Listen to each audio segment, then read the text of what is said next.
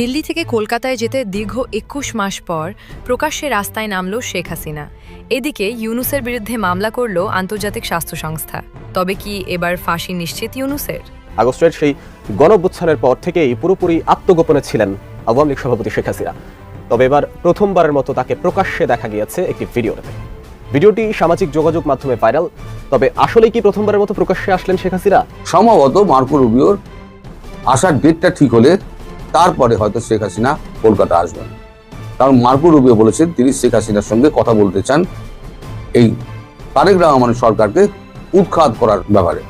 যেমন জয়শঙ্করের সঙ্গে কথা বলবেন তিনি, তেমনি শেখ হাসিনার সঙ্গেও কথা বলার ইচ্ছে প্রকাশ করেছেন। বিশ্ব রাজনীতি এমন একটা জিনিস, এটা রিভার্স হয়, আর শেখ হাসিনার ক্ষেত্রে সেটাই বাস্তবতা। বিশ্বমঞ্চে এখন শেখ হাসিনার অ্যাকসেপ্টেন্সি আগের থেকে শতগুণ বেড়ে গেছে। বাংলাদেশের ক্রাইসিস ম্যানেজমেন্টে শেখ হাসিনার অপোজিট যে আর কেউ নাই, এটা এখন দৃশ্যমান। সুতরাং আর বেশি দিন নাই শেখ হাসিনার দেশে ফেরার বিষয়টা এখন ওপেন সিক্রেট। বিশ্ব স্বাস্থ্য সংস্থা একটা রিপোর্ট দেখেন, বাংলাদেশে যে সাম্প্রতিক সময় হামের যে প্রাদুর্ভাব বা যে মৃত্যুর কারণগুলো ঘটছে, এর বড় কারণ হিসাবে ডক্টর মোহাম্মদ ইউনূসের অন্তর্বর্তী সরকারের আমলে টিকার ঘাটতি এবং নিয়মিত টিকাদানের দুর্বলতাকেই অন্যতম বড় কারণ হিসেবে চিহ্নিত করেছে বিশ্ব স্বাস্থ্য সংস্থা। ডক্টর ইউনূসকে আসলে এটার জন্য একটা দৃষ্টান্তমূলক সাজা দেওয়া উচিত। যদি ১৩৩টি শিশুর মৃত্যুর জন্য শেখ হাসিনার ফাঁসি চাওয়া যৌক্তিক হয়, তবে ৪০০রও বেশি শিশুর মৃত্যুর জন্য ডক্টর ইউনূসের ফাঁসি চাওয়া হবে না কেন?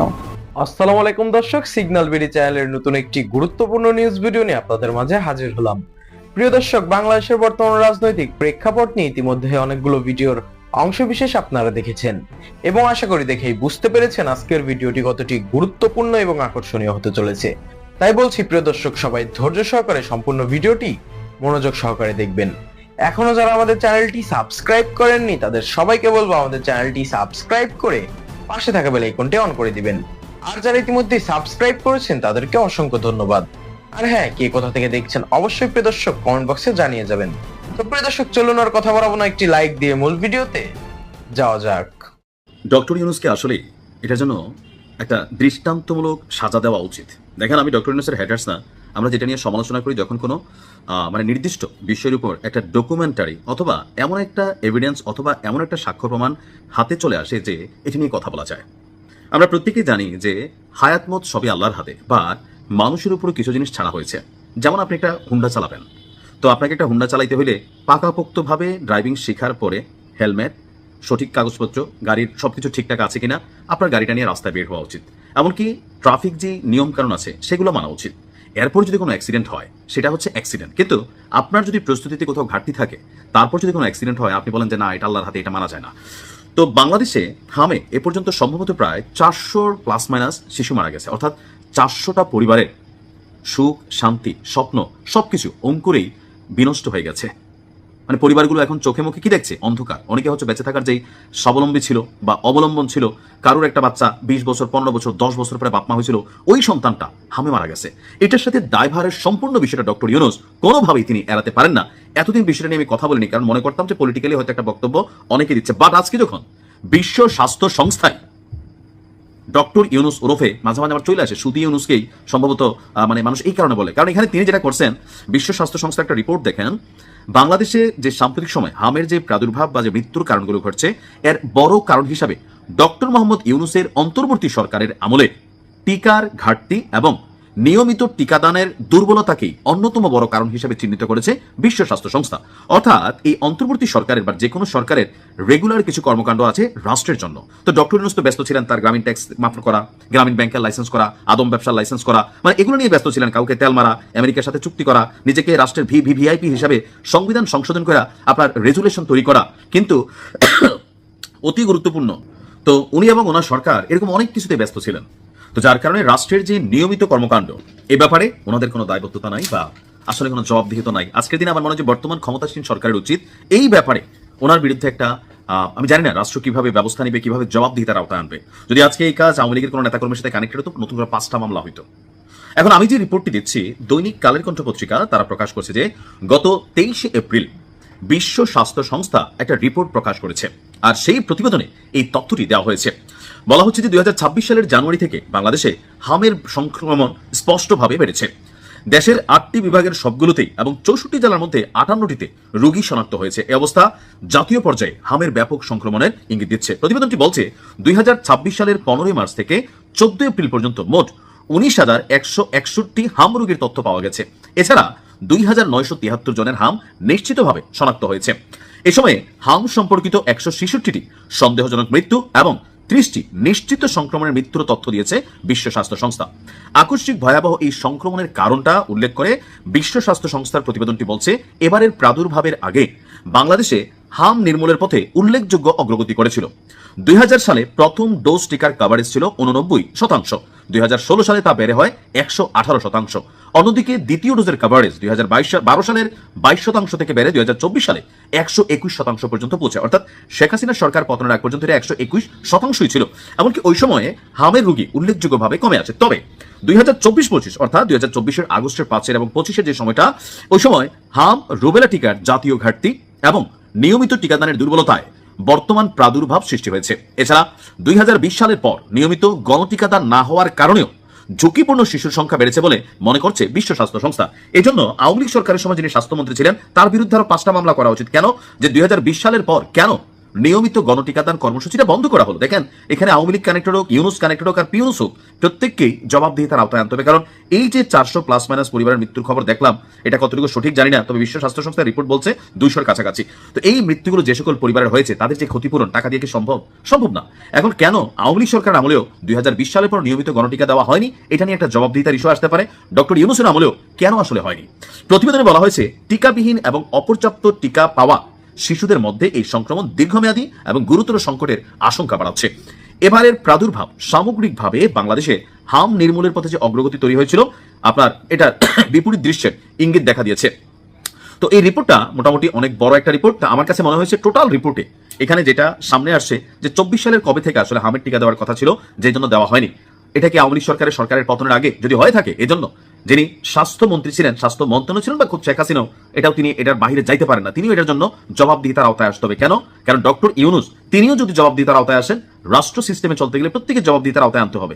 কারণ ডক্টর ইউনুস তিনি ছিলেন রাষ্ট্রের প্রধান, তার স্বাস্থ্যমন্ত্রী ছিল বা স্বাস্থ্য উপদেষ্টা ছিল। তো আওয়ামী লীগের সময় শেখ হাসিনাও ছিলেন রাষ্ট্রের প্রধান। তো 24-এর কখন থেকে এটার জবাবদিহিতারা যখন সামনে আসবে, কনফেশন সুযোগ দেওয়া হবে। কারণ এখন হয় কি, অনেক সময় যে ধরেন ওই যে আওয়ামী লীগ আমলে কোনো ঘটনা ঘটলে বিএনপি জামাত ওরা স্বাধীনতার শত্রু বা বিরোধী শক্তি, এরকম একটা ডায়লগ এটা অটো রেডি থাকতো। হাসান মাহমুদরা মানে ক্যামেরার সামনে বসলে এগুলোই বলতেন। আবার এখনো অনেক ক্ষেত্রে বলা হয়ে থাকে আওয়ামী লীগ। আর ডক্টর ইউনুসের আমলে পুরোটাই কিন্তু আওয়ামী লীগের উপর চাপাই দেওয়ার একটা ইস্যু বা সুযোগ আছে। তো সেই ক্ষেত্রে যারা প্রধান আছেন, এখন শেখ হাসিনা তো দেশ ছেড়ে পলাতক, কোন এক সময় তো আসবে, বা তার স্বাস্থ্যমন্ত্রী পলাতক, একটু ডেটাগুলোকে অ্যানালাইসিস করা যেতে পারে যে স্বাস্থ্য মন্ত্রণালয় কেন 2020 সালের পর গণটিকাদান বন্ধ করলো, কেন 2024 সালে আসলে কোন সময় থেকে হামের টিকাগুলো দেওয়ার সুযোগ ছিল, কেন দেওয়া হয়নি, এগুলোকে বিস্তারিত তথ্য উপাত্ত যাচাই বাছাই করে প্রত্যেককে জবাবদিহিতার আওতায় আনা উচিত। কারণ এই যে মানুষগুলো মারা গেছে, কোনোটাই এমপি মন্ত্রীর ছেলে মেয়ে না, তাদের টিকার ব্যবস্থা সবসময় হয়ে যায়, মারা যায় সবসময় গরিবের সন্তানরা। আর এটা নিয়ে রাজনীতিবিদরা রাজনীতি করবে, যারা টকশোলারা টকশো করবে, দিন শেষে আসলে কেউই কোনো কিছু এখানে পাবে না। এইভাবে মরবে, আমরা মরবো, বিকজ উই আর গরিব। আপনারা সকলেই দেখেছেন যে কালকে একটা ভিডিও পোস্ট আমি ছেড়েছি, শেখ হাসিনা হয়তো কলকাতা আসছেন, মানে কলকাতা আসছেন উনি, এখনো ডেট বা সময় এখনো ঠিক হয়নি। আমি জানতাম না যে আমাদের রাজ্যপাল RN রবি তিনিও একটা মানে আমন্ত্রণ ওনাকে জানিয়েছিলেন। এর আগে শুভেন্দুকে ফোন করার পর শুভেন্দু একটা আমন্ত্রণ জানিয়েছিলেন, সে খবর তো আপনাদের আমি দিয়েছিলাম যে আপনি আমাদের এখানে কতদিন অতিথি হয়ে এসে থাকলে আমরা আপনাকে সেবা করার সুযোগ পাই, আমাদের এখানে দয়া করে আসুন কলকাতাতে। তারও আগে আমি বলেছিলাম মমতা ব্যানার্জির আমলে সেই সময়তে একবার কলকাতা তাকে আনার একটা পরিকল্পনা নরেন্দ্র মোদীর ছিল, যে কলকাতার কাছাকাছি কোনো একটা সেফ হাউসে তাকে রাখবেন। কিন্তু মমতা ব্যানার্জির মানে আপত্তিতে সেটা হয়ে ওঠেনি। এখন সরকার বদলের পর এখন তাকে আবার কলকাতায় আনার ব্যাপারটা চিন্তা করা হচ্ছে। আপাতত যা ঠিক হয়েছে, তিনি এসে প্রথমে রাজভবনেই উঠবেন। এখন বাড়িটাড়িগুলো একটা সেফ হাউস দেখা হচ্ছে, তারপর সেফ হাউস তৈরি হয়ে গেলে, ফার্নিচার ঢুকে গেলে, সিকিউরিটি রেডি হয়ে গেলে তিনি ওখানে চলে যাবেন, যে আপাতত কিছুদিন ওখানে থাকবেন, তারপরে আবার দিল্লি যাবেন। এখন তার আগে মানে দেরিটা হচ্ছে কেন, তার আগে কূটনৈতিক কিছু সমাধান আছে। আমরা মনে আছে, আপনারা সবাই জানেন যে আমাদের এখানে বিজেপি জয়লাভ করাতে ডোনাল্ড ট্রাম্প নরেন্দ্র মোদীকে অভিনন্দন জানিয়েছেন। আচ্ছা, একটা রাজ্যের ইলেকশনে জয় পেয়েছে, বিপুল ভোটে জয় পেয়েছে, তার জন্য ডোনাল্ড ট্রাম্পের কি এসে গেল? আসলে ডোনাল্ড ট্রাম্প যাচ্ছেন এখন বেজিংয়ে এখন শি জিনপিংকে একটু টুপি টুপি মারতে হবে, নাহলে আমেরিকার অবস্থা খুব খারাপ। ধারের বোঝা 141 ট্রিলিয়নে পৌঁছে গেছে, 41 ট্রিলিয়নে পৌঁছে গেছে, প্রতি 9 মাসে 1 ট্রিলিয়ন করে বাড়ছে। এই অবস্থায় বিভিন্ন জায়গা থেকে উনি তোলার চেষ্টা করেছেন, কিন্তু কোথাও কিছু করতে পারেননি, ট্যারিফ বসিয়ে কিছু করতে পারেননি। উল্টে ওনার জনপ্রিয়তা ক্রমশ হ্রাস পাচ্ছে। উল্টো দিকে ভাবুন, ভারতের সঙ্গে একটা সেকেন্ড চ্যানেলে মার্কো রুবিও এবং জেডি ভান্স বরাবর একটা কথাবার্তা চালিয়ে যাচ্ছে, এবং ঠিক হয়েছিল যেটা আমি আপনাদের বলেছিলাম যে ওভারল্যাপিং পদ্ধতিতে কাজ করা হবে। এখন তারেক রহমানকে যে বসানো হয়েছিল ভারত এবং মার্কিন যুক্তরাষ্ট্রের সহমতে, তারেক রহমান সেই পথে হাঁটছেন না। তিনি আবার পাকিস্তানের পথ ধরেছেন এবং কোনো শর্ত তিনি পূরণ করেননি। পাকিস্তানের পাশাপাশি তিনি করছেন কি, চীনের সঙ্গে সম্পর্ক করছেন, যেটা একেবারে দুচক্ষের বিষ আমেরিকার কাছে। আর আমেরিকা জানে ভারতকে যদি কাছে রাখতে হয়, তাহলে সেক্ষেত্রে আমেরিকার উচিত হবে ভারতের সঙ্গে সখ্যতা বাড়ানো, কারণ চীনের চোখে চোখ রেখে কথা বলতে পারে একমাত্র ভারত। আর চীন এখন খুব বিপদের মধ্যে আছে, চীনের এখন বাজার দরকার। এখন ভারতের বাজারটা চীন নেওয়ার জন্য মুখিয়ে রয়েছে। ভারতও লালিপাপের মধ্যে ঝুলিয়ে রেখে দিয়েছে, ঠিক আছে আস্তে আস্তে খুলবো, তোমার অবস্থা দেখে তারপরে খুলবো। এই যে মার্কো রুবিও এই মাসে আমাদের এখানে আসছেন, সম্ভবত মার্কো রুবিওর আসার ডেটটা ঠিক হলে তারপরে হয়তো শেখ হাসিনা কলকাতা আসবেন।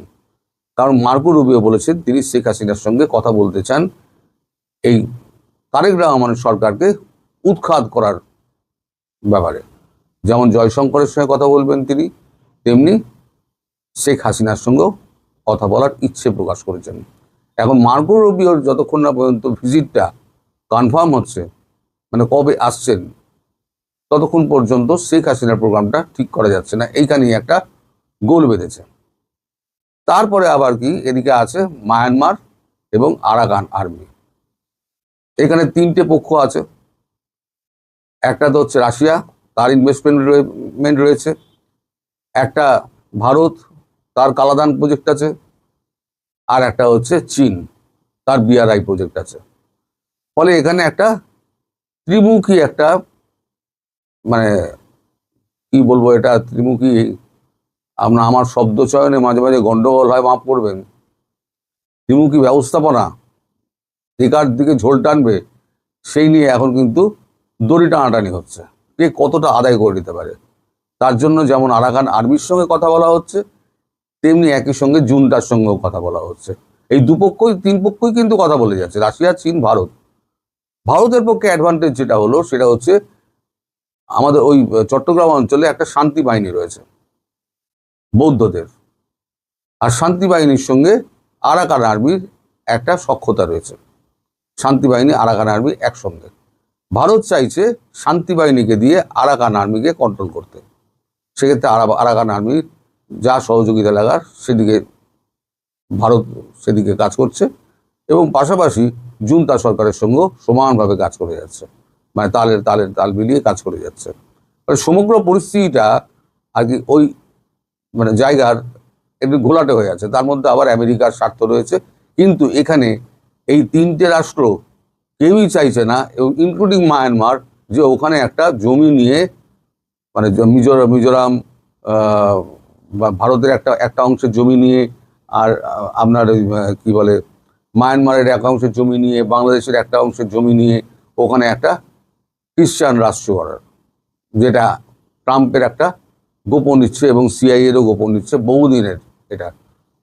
তো সেটা নিয়েও ট্রাম্প একটুখানি চীনের সঙ্গে কথা বলবেন, এর তেল মারামারি করবেন, কিন্তু চীন তো রাজি হবে না। আর এই যে বাংলাদেশের তারেক রহমান সরকার যে লাফাচ্ছে যে ওই তিস্তা জল প্রকল্পে চীন আসবে, চীন এলে পরে ওইখানে চীন বিনিয়োগ করবে বা করে দেবে কাজটা, চীন ভারতকে চটাবে না। আমি বলছি, লিখে রেখে দিন, চীন কখনো ওই তিস্তা প্রকল্পের মধ্যে ঢুকবেই না। এবার আসি শেখ হাসিনার কথা। শেখ হাসিনা কলকাতায় আসছেন সম্ভবত, আমি এখনো ঠিক হয়নি, যদি 22 তারিখের পর মার্কো রুবিও আসে তাহলে উনি 15 থেকে 17-র মধ্যে আসবেন।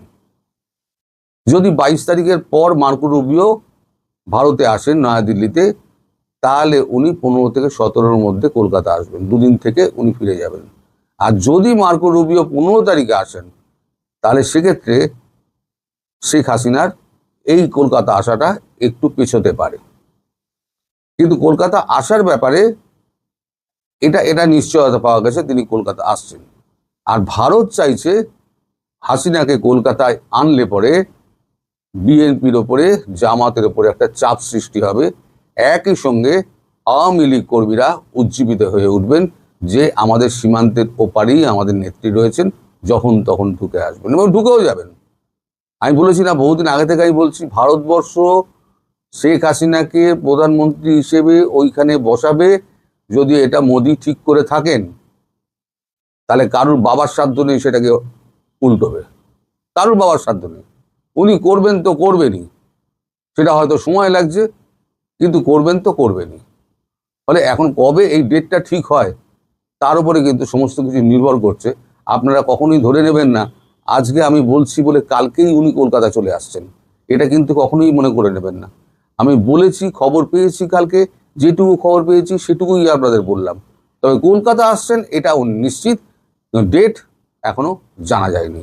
জানলেই আমি আপনাদের সবাইকে জানিয়ে দেবো উনি, তখন আপনারা বুঝতে পারবেন কি হচ্ছে। প্রিয় দর্শক, ইতিমধ্যে আপনারা আমাদের পুরো ভিডিওটি দেখেছেন। ভিডিওটি দেখে কি জানলেন এবং বুঝলেন, অবশ্যই আপনাদের মূল্যবান মতামতটি আমাদের কমেন্ট বক্সে জানাতে ভুলবেন না। এখনো যারা আমাদের চ্যানেলটি সাবস্ক্রাইব করেননি তাদের সবাইকে বলবো আমাদের চ্যানেলটি সাবস্ক্রাইব করে পাশে থাকা বেল আইকনটি অন করে দিবেন এরকম নিত্য নতুন প্রতিদিন গরম গরম নিউজ আপডেট পেতে। ধন্যবাদ সবাইকে।